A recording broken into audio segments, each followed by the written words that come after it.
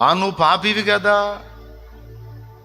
నువ్వు పాపం చేసావు కదా, నీ నోరు మంచిది కాదు, నీ కళ్ళు మంచివి కాదు, నీ క్రియలు మంచివి కాదు, నీ ప్రవర్తన దరిద్రం, నీ ఆలోచనలు చండాలం, ఇవన్నీ నా తండ్రికి తెలుసు, నేను ఆయన ముందు ఒప్పుకున్నా. నువ్వెవడిరా చెప్పడానికి? ఒప్పుకున్నా, దిద్దుకున్నా, మారు మనసు పొందా, సరి చేసుకున్నా, ఇంకా అలా ప్రవర్తించొద్దని తీర్మానం కూడా చేసుకున్నా, నా మనసుకు నేను చెప్పుకున్నా. నువ్వెవడిరా క్షమించి నన్ను వదిలేస్తే? నువ్వెవడు ఇంకా కేసులు ఉన్నాయని చెప్పడానికి? కేసు జడ్జి కొట్టేశాడు రా, నా దేవుడు కొట్టేశాడు. గనుక నా ప్రార్థన వింటాడు. ఒకటి, ప్రేమను బట్టి వింటాడు. రెండవది, నేను ఒప్పుకున్నందున క్షమించి వింటాడు. 3, అసలు ఆయన మా నాన్న. నిద్రలో ఉలిక్కిపడి కేక వేసిన బిడ్డ దగ్గరికి అదే ఉలికిపాటుతో లేచి పరిగెత్తే తండ్రి వలె నా తండ్రి నానా అంటే ఏమి నా కుమారి, నా కుమారుడా అనుకుంటా పరిగెత్తుతాడు మా అయ్య. మాకున్న అనుబంధం అదిరా, మాకున్న అనుబంధం అది అని చెప్పాలి. నీ మనసుకు చెప్పుకో చాలు, వెళ్ళిపోయేది వాడికి సంకేతం. ఎందుకంటే వాడు వదిలే అస్త్రాలన్నీ నీ మనసు మీదే వదులుతాడు. డౌట్స్ అన్నీ నీ మనసులోనే పుడితే, విరుగుళ్ళు కూడా నీ మనసులోనే నువ్వు వేయాలి. ప్రశ్నలు అక్కడే పుట్టిస్తాడు, సమాధానాలు అక్కడే తేలాలి. దాడి అక్కడే జరిగింది, తిరిగి ప్రతి దాడి కూడా అక్కడే జరగాలి. వాడి బాణాలన్నీ తుత్తునియలు చేయాలి. అర్థమైందనుకుంటున్నా ఒకటి. ఇప్పుడు చెప్పండి, దేవుడు అనుగ్రహించిన ఆయుధములలో ఒక శ్రేష్టమైన ఆయుధము దేవునికి మొర్రపెట్టుట, ప్రార్థన. కానీ నేడు చాలామంది ప్రార్థన బలిపీఠాలు దరిద్రంతో నిండిపోయాయి. ప్రార్థన లేదు, మోకాళ్ళ అనుభవం లేదు, పట్టుదలగా మొర్రపెట్టే అనుభవాలు లేవు. అంత ఆర్డినరీ. నేను చెప్తున్నానండి, ఎంత ప్రతికూల పరిస్థితులు నిన్ను చుట్టుముట్టినా, ఎంత విపత్కర పరిస్థితులు నిన్ను చుట్టుముట్టి నిన్ను కార్నర్ చేసేసి, రౌండప్ చేసేసి నిన్ను ఇరికించిన, ఒక్కటి చేయి,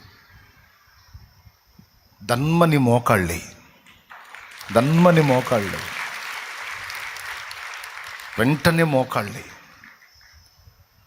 చుట్టుముట్టు ఆవరించినవన్నీ శూన్యంలాగా మారిపోతే అప్పుడు అడుగు.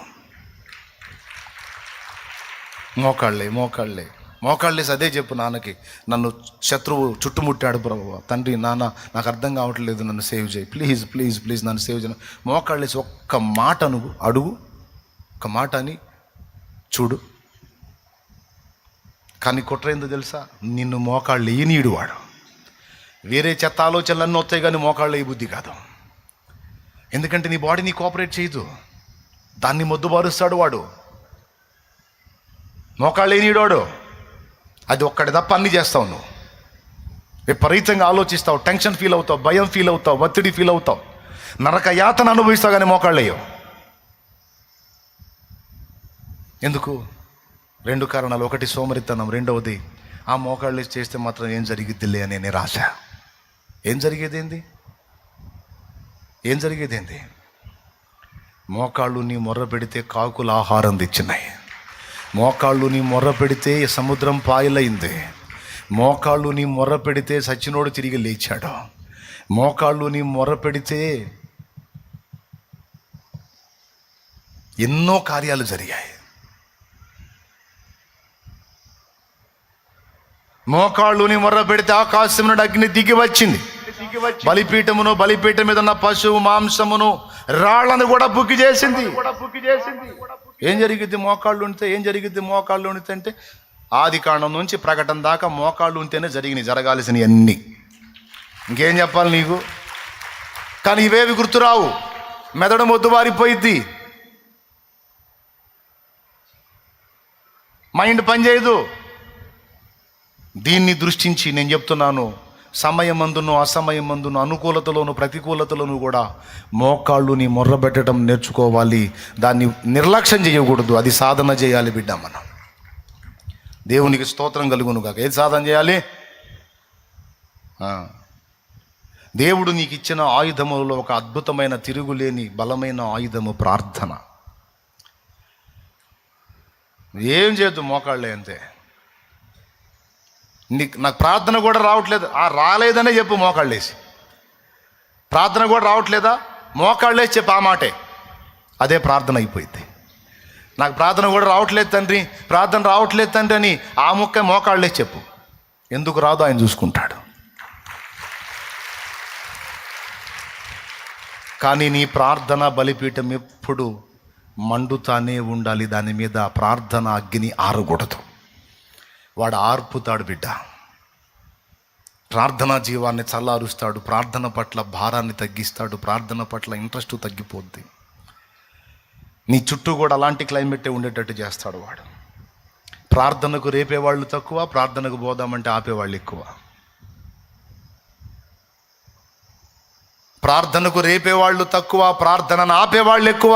నీ చుట్టూ అలాంటి వ్యక్తులు ఉండేటట్టు ఆ క్లైమేట్ క్రియేట్ చేస్తాడు వాడు. ప్రార్థనకు రేపే వాళ్ళని నీ దగ్గర ఉండనీయడు, వాళ్ళతో స్నేహంలో నిన్ను ఉండనీయడు, ఏవో క్లాసులు కల్పించి నిన్ను వాళ్ళని విడగొట్టేస్తాడు. ప్రార్థనా పరుల సహవాసం వదిలేటట్టు చేస్తాడు, ఆత్మీయుల సహవాసం వదిలేటట్టు చేస్తాడు. వాళ్ళలో చిన్న చితక ఏవో లోపాలు చూపించి వాళ్ళు మంచోళ్ళు కాదు, వీళ్ళు మంచోళ్ళు కాదు, వాళ్ళు మంచోళ్ళు కాదు, వీళ్ళు మంచోళ్ళు, పెద్ద నువ్వే స్పెషల్ మంచి అన్నట్టు బిల్డప్ ఇచ్చి అందరినీ దూరం చేసుకొని చివరికి ఎటు కాకుండా అయిపోయే పరిస్థితుల్లో నిన్నేస్తాడు వాడు. ప్రార్థనా పరుల సహవాసాన్ని వదిలిపెట్టకూడదు, ప్రార్థనా జీవాన్ని కోల్పోకూడదు. నీ చుట్టూ అవకాశం ఉన్నంత వరకు ప్రార్థనా పరులు ఉండేటట్టు క్లైమేట్ జాగ్రత్త పడు. ఒకవేళ నీ చుట్టూ ఉన్నోళ్ళంతా బలహీనలేనా, కనీసం నువ్వన్నా కాస్త బలంగా కదిలి వాళ్ళని ప్రార్థన కీడు. అప్పుడు నువ్వు భద్రంగా ఉంటావు, లేకపోతే నువ్వు అవుట్. ఏమన్నా అర్థమైందని నేను చెప్పేది? ఎంతమందికి అర్థమవుతుంది నాయనా? ఆయుధం ఉంది కానీ మొద్దుబారిపోయింది, యుద్ధానికి పనికిరాదు. ప్రార్థన ఒక బలీయమైన ఆయుధము, కానీ ఏం చేద్దాం, నువ్వు దాన్ని సాధన చేయటం మానేశావు, అలవాటు తప్పిపోయింది. అందుకే శ్రమలో ఏడుస్తున్నావు తప్ప మొరపెట్టలేకపోతున్నావు. అదే ప్రార్థనా జీవం నీలో కొనసాగినంత వరకు చిన్నదానికి పెద్దదానికి మోకాళ్ళుని మొర్రపెట్టడం నేర్చుకున్నావు, అందువల్ల ఎన్నో విజయాలు సాధించావు. రాను రాను ప్రార్థన పట్ల ఆసక్తి తగ్గిపోయింది, ప్రార్థనా పరుల సహవాసం తగ్గిపోయింది. ప్రార్థన అంటే ఒక రకమైన వెగటు స్టార్ట్ అయింది. అదొక్కటి మానేసి మిగిలిన చెత్తంతా చేయటం మొదలుపెట్టావు. ఆయుధం దేవుడు బలమైన ఆయుధం ఇచ్చాడు, కానీ అది మొద్దుబారిపోయింది. మరి యుద్ధంలో నువ్వు తన్నులు తింటావా, వాడిని తంతావా? మొద్దుబారిపోయిన ఆయుధం సంఖలో పెట్టుకుని ఏం చేస్తావు? తన్నులు తింటాం తప్ప తన్నలేవు, పొడిపించుకోవటం తప్ప పొడవలేవు.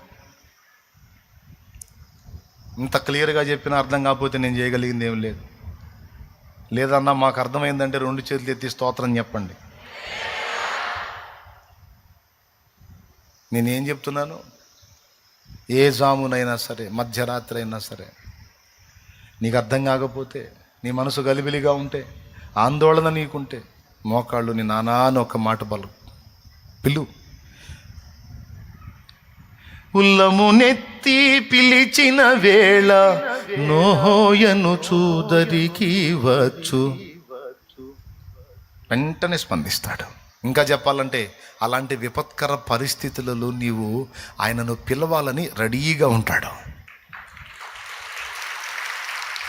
ఎందుకంటే సిచ్యువేషన్స్ తెలుసు కదా ఆయనకి, నువ్వు ఎలాంటి సన్నివేశాలు ఇరుక్కుపోయావో తెలుసు ఆయనకి. పిలువురా బాబు, ఇప్పుడు పిలువురా అని అంటుంటాడు ఆయన. నువ్వు అదొక్కటి తప్ప అన్నీ చేస్తావు.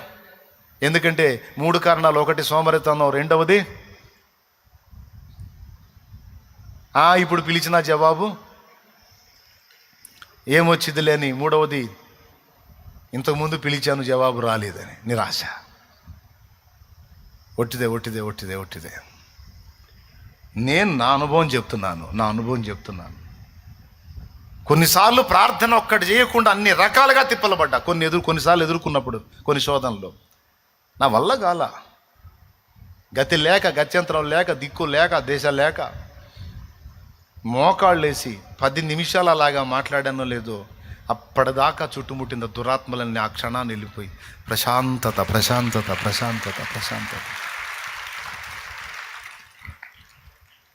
దేవుని ప్రశ్న ఏంటో తెలుసా? ఇప్పుడు దాకా ఏం చేస్తున్నావురా నిద్ర మొహమాడా? ముందే చేయాలరా పని. ముందే చేస్తే ఇంత ఒత్తిడి ఉండదు కదరా. ముందే చేయాలి. యుద్ధ భూమిలో ఉన్నామని మర్చిపోవద్దు. శత్రువు దాడి నిరంతరం జరుగుతుందని మర్చిపోవద్దు. మెలకువ కోల్పోవద్దు. ఆయుధములను పదును పెట్టుట మానొద్దు. ఆయుధములను పదును చేయుట అంటే ప్రతి దినము దానిని వాడకములో ఉంచుట.